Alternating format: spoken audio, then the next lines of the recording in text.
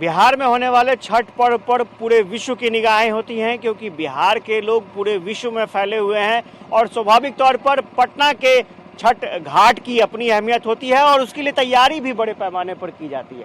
हम आपको तस्वीर दिखा रहे हैं पटना के छठ घाटों की और किस तरह से तैयारी की जाती है। ये हम तस्वीर आपको गंगा की तरफ से दिखा रहे हैं कि किस तरह से बैरिकेडिंग की गई है। स्वाभाविक तौर पर जिला प्रशासन की तरफ से ये सुविधा इसलिए दी गई है कि अगर कोई व्यक्ति दलदल में फंसने का जिसे डर हो, वो इस बैरिकेडिंग को क्रॉस नहीं करेगा। इस बैरिकेडिंग के अंदर ही उसे डूबते और उगते सूर्य को अर्घ देना होगा और यहाँ पर ये सुनिश्चित करने की कोशिश की गई है कि जो भी खतरा हो उसको सबसे पहले भांपा जाए, क्योंकि आपने देखा होगा कि बाढ़ आने के बाद स्थितियां बिल्कुल विपरीत हो जाती हैं और बाढ़ के समय हालात ऐसे हो जाते हैं कि गंगा जो घाट होता है वो नॉर्मल स्थिति में बिल्कुल नहीं होता है। उसे नॉर्मल बनाया जाता है, लगातार उस पर काम चलता है। अब आप देखिए कि यहाँ के बाद रेड कपड़ा से बैरिकेडिंग किया गया है। आप इसके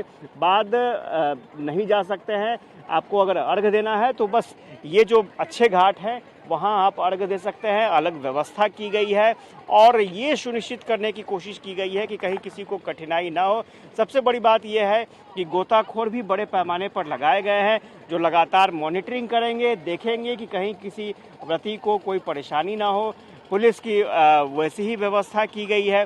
प्रशासन एडमिनिस्ट्रेशन की तरफ से कंट्रोल रूम बनाए गए हैं और स्वाभाविक तौर पर छठ पर्व ऐसा पर्व है जहां पर लाखों की तादाद में व्रती और उनके परिवार के सदस्य घाटों तक पहुंचते हैं। तो ऐसे में ये सुनिश्चित करने की कोशिश की जाती है कि हर व्रती अपने घर तक बेहतर तरीके से पहुंचे, उसे कोई कठिनाई ना हो। और यही वजह है कि आपको ये तस्वीर हम दिखा रहे हैं कि किस तरह से ये जो रेड कपड़े से घेरा गया है, आप इस साइड आकर के अर्घ नहीं दे सकते हैं, क्योंकि ये जो घाट है वो ठीक नहीं है, इसलिए इस तरह से रेड कपड़े से घेर दिया गया है।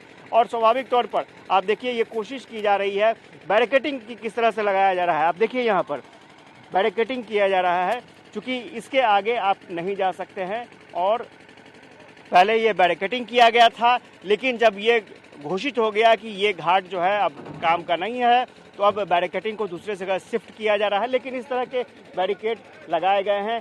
पीला कपड़ा ये सिंबल है कि आप यहाँ पर अर्घ दे सकते हैं और रेड कपड़ा सिंबल है कि आप यहाँ पर अर्घ नहीं दे सकते हैं। तो स्वाभाविक तौर पर सबकी यही कोशिश है कि बेहतर तरीके से छठ पर्व संपन्न हो, सुरक्षित छठ पर्व संपन्न हो। इसके लिए अपने स्तर से सरकार ने काफ़ी तैयारी की है और मुख्यमंत्री नीतीश कुमार लगातार मॉनिटर भी करते रहे। जिला प्रशासन के पदाधिकारी, डीएम, एसएसपी सबने मॉनिटरिंग की है और उम्मीद की जा रही है कि इस बार का छठ पर्व भी हर साल की तरह बेहतर तरीके से संपन्न होगा।